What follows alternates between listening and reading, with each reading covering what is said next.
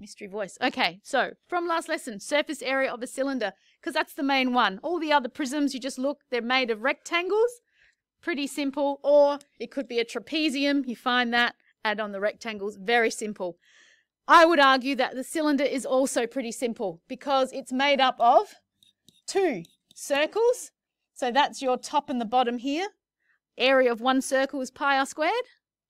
So because we've got the top, we've got the bottom, that's why we have 2 pi r squared. Agreed? Agreed. The 2 pi r h, you can trust me or not, but that's this curvy bit, and it comes from the circumference of the circle times the height, because it opens up to be a rectangle. But that's that bit. So all you have to do when you're looking at these is make sure that you suss, if it's hollow, what happens to my formula. So no top, no bottom. Don't do that. Correct? If it had one top, then don't do that. Does that make sense? Some people I love, they were looking at their work, they said, oh, I got this one wrong. We'll go back, make sure things like this one. There were a couple of people who got that one wrong because that is not your radius, is it? It's your diameter, so that one, make sure that you've got height. So if you got any wrong, and how do you know you're wrong? You check with the back of the book. That's not cheating. That is what you must do time and time again. Right? We check. What were we doing? Was it 11B3? Check your answers. Again, this is the joy of your workbook. Are we good? On day map, it's got what you're going to be asked to do. If you haven't finished question 1, you're going to do that. Then you're going to do, I think, 2 and 3. I will come around and assist. Give me the heads up with number 2. What formula would I be using? I'm just going to cut that for you.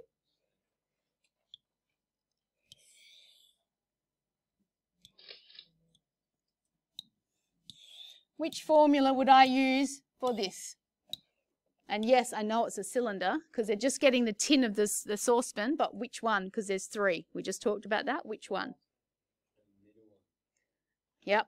So I go, don't remember the order, but yes, middle. Why? Because it's topless. Otherwise, that's going to be a very difficult pan to cook in, isn't it? So we just go pi r squared plus the 2 pi r h, or the other way around, doesn't really matter. And all you need to do is go, do I know the radius? Right, half. So your radius is just 12.5. Your height there is 11. This is all good and done. Oui? And while I have your beautiful minds, because you're just going to keep on trucking, you are also going to look at volume. Now the whole thing that we're looking at is volume of prisms. And I'll confess right now, there was a NAPLAN question that I got wrong. Oh, I know. I was not impressed with myself. Ready? Oh, you don't have to write any of this down. I know, pretty good. Done it before.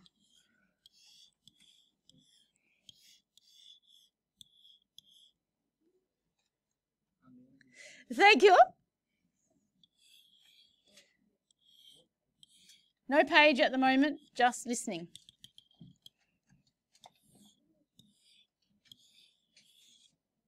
Not bad. Bit wonky.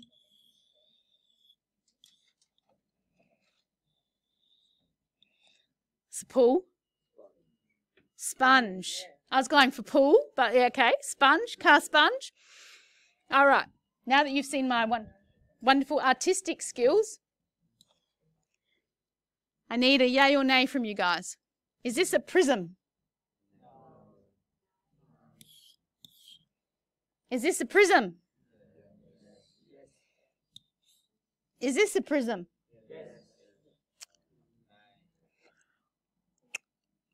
Is this a prism? So why are you saying these are prisms? And I'm agreeing with you, but that's what I got wrong in the NAPLAN test. Why are we saying these are prisms? What's the definition? So, no, just same shape all the way to the bottom of the jar. Yeah, doesn't have to be a... So same shape all the way through is what I would say is a prism. Well, according to the technical definition, which I will ignore, they have to be straight edges. Yeah, so that's technically not a prism because it's not straight edges there. Same with that one. This one, my Toblerone, I cracked it last night. Bad luck, didn't bring it in. That is also a prism, so it's the same shape all the way to the bottom. Why do we need to know that? Because that's your formula for volume.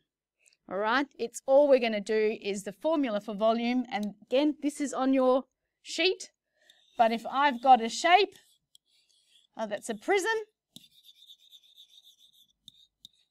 It's the area here. We've got our height, so the volume is area times the height. Have you seen this before?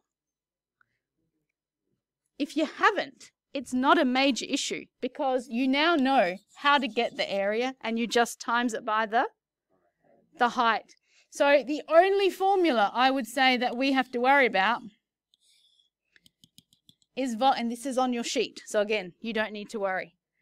What's the shape at the top of the cylinder? So if I'm going with area of a circle is pi r squared. You are timesing by the height. That's how our formula for volume comes along. So it's straightforward, but I'd say at this point in time, you can use your formulas beautifully. You can look them up. If it says surface area, go to the surface area one. If it says volume, go to the volume. Yeah? So I want to come around, chat with people, see what they are working on, and if I can help them in any way, shape or form. I'm thinking that everybody can continue with question 1 if they need to, because DayMap wasn't working, and they can have a go at 2 and 3. Am I correct in that assumption? If you're stuck, I'm coming to see you. Go forth. Section of cylindrical jars with an external radius of 3 and height of 10. So this is a worded question. So I would suggest everybody has a little diagram. And I hope you're noticing how it's really easy to draw a cylinder. We'll do that once more. You just go, bit of an oval, drop it down, and you artists out there, we want to mimic that underneath. All right, we've got radius is 3, height is 10. He needs to cover the curved side of each jar with a label. So we're popping a label around here. So now you have to choose a formula. Which formula are you going to choose if I'm putting the label around the outside of a can? Look at your 3. Which one are we going to do? Eth. The hollow one. That's right. So our surface area needs to be 2 pi RH because we've got the loop going around. Have I got a can? Ooh, not really a can, but imagine that label on the lippies. It's not covering the bottom and it's not covering the top. It's just going around. So it's hollow. Aston, does that help you?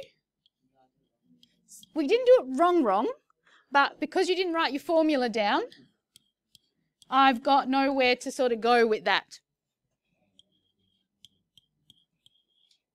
So we're going to pop that in our calc.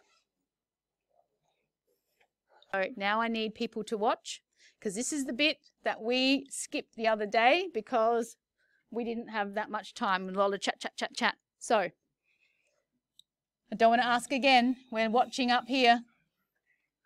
We've got 2 square meters. How many centimeters squared in a square meter? Now, most of us think, well, we know we've got 1 meter is 100 centimeters. I hope everybody knows that, correct? But how many centimeters squared in 1 meter squared? So those listening at home, we just explained all of this, but this is on the front page of your formula sheet. Yeah, I'll show you in a minute. No, can't hear me right now when they play the video. So this is when you're away, you're meant to watch. So we have to answer this question.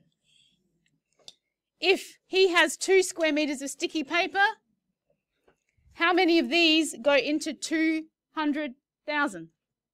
20,000. How do I get that? So 2 square meters.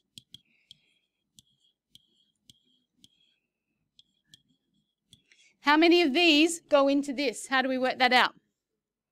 Aston, come on. How many of these go into this? Divide it, that's right. So, sticky paper. Or how many jars? Number of jars.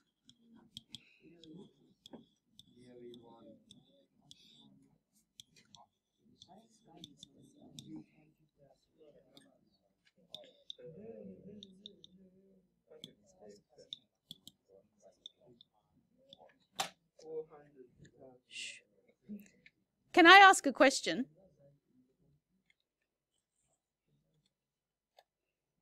When I ask questions like this is like, you know, this is stuff I might ask in tests. If this was 106.5, would I round up to 107? Now, normally, for normal rounding, the answer would be yes. Why, in this case, would I not? Hang on. Yes, Levi? Because it's whole jars, and we're wanting the paper, the label. If I round up, what's going to happen to that last label? It's not going to be full. Yeah, it's not going to wrap around totally. There's going to be a good old space gap. So rounding, sort of think about logical.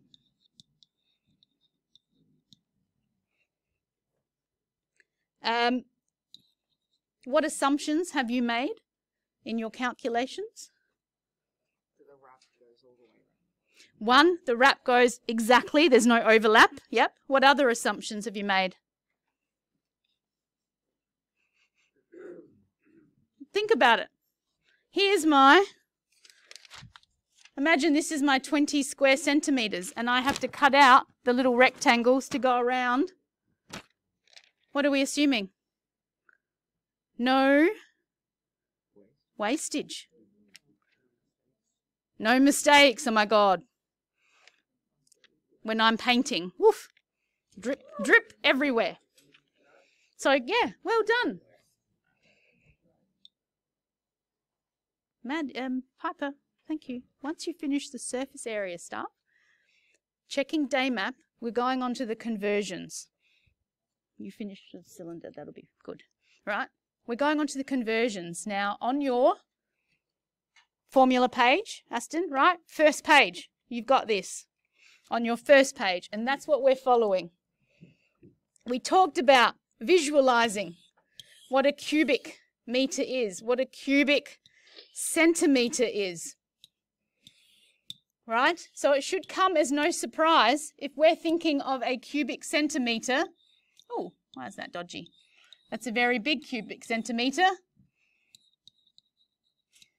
It means that it's 1 centimetre times 1 centimetre times 1 centimetre, right? But how many millimetres cubed will that be? How many millimetres in a centimetre? So that's why it's going to be 10 millimetres times 10 millimetres times 10 millimetres. 10 times 10 times 10. The shortcut to say that is 10 cubed, right? Timesing by itself 3 times is 10 cubed. So on your formula page that you've got, boys, are we listening? When you see this, you can either realize that it's 10 times 10 times 10, which is 1,000, or keep it as 10 cubed. They've just written 10 cubed, so they don't want to write it out big time. What is 100 cubed? 100 times 100 times 100, which is, think my lotto, yep.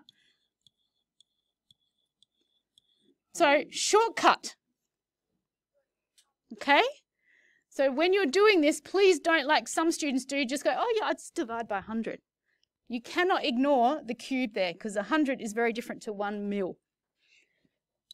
And you are then, you don't do question 1. If you're following day map, you're doing question 2. And it's all about doing the conversions. I've heard people say, oh yeah, we did this in year 8. Absolutely you did. And even if you didn't, not rocket science. You want to go from millimeters cubed to centimeters cubed. Right? So we follow centimeters cubed to millimeters cubed. And again, follow the direction of the arrow, please. You will write 34,000. Do I have to put the units in this one? Absolutely. Because we're now going to say millimeters cubed. I'm not following the arrows properly. So millimeters cubed to centimeters cubed, we have to divide by 10 cubed, and that will give me so many centimeters cubed. Hey guys? Again? You need to listen because I've got a couple of things that I need you to hear. So if you don't put your units in here, and by the way, that will be 34. If you don't put your units, what you are telling me is you're going to be saying 34,000 equals 34. That can't be right, can it? How does 34,000 equal 34? So that is poor form. You must have your units in this case. Yeah? If you go, my God, I know how to do this. I'm happy for you to do every second or even the last row. Yeah? So last row if you want to. And please, I beg you again, check day map because I'm not asking you to do every single question here. It's just going to be like A, D. You are at the point. You have the formulas. You know what the radius is. You know what the height is. You can substitute and you can use your calculator, correct? Thank you. Carry on.